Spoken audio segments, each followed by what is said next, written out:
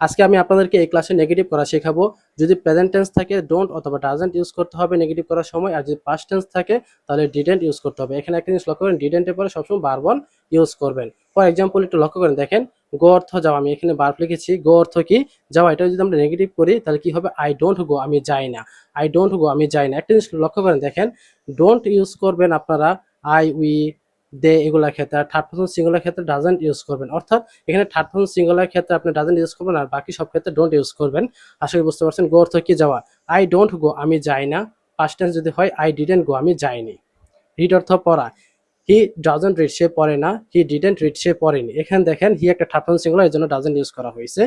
তাহলে আশা করি এটুকু বুঝতে পারছেন। পরে দেখেন প্লে অর্থ খেলা, শি ডাজন্ট প্লে, সে খেলে না। শি ডিডেন্ট প্লে, সে খেলেনি। কাম অর্থ আসা, উই ডোন্ট কাম, আমরা আসি না। উই ডিডেন্ট কাম, আমরা আসিনি। গেট অর্থ পাওয়া, উই ডোন্ট গেট, আমরা পাই না। উই ডিডেন্ট গেট, আমরা পাইনি। টেক অর্থ নেওয়া, ইউ ডোন্ট টেক, তুমি নেও না। ইউ ডিডেন্ট টেক, তুমি নেওনি। সি অর্থ দেখা, ইউ ডোন্ট সি, তুমি দেখো না। ইউ ডিডেন্ট সি, তুমি দেখোনি। সিং অর্থ গান গাওয়া, দে ডোন্ট সিং, তারা গান গায় না। দে ডিডেন্ট সিং, তারা গান গায়নি। স্লিপ অর্থ ঘুমানো, সানিয়া ডাজেন্ট স্লিপ, সানিয়া ঘুমায় না। সানিয়া ডিডেন্ট স্লিপ, সানিয়া ঘুমায়নি। স্পিক অর্থ কথা বলা, দে ডোন্ট স্পিক, তারা কথা বলে না। দে ডিডেন্ট স্পিক, তারা কথা বলেনি।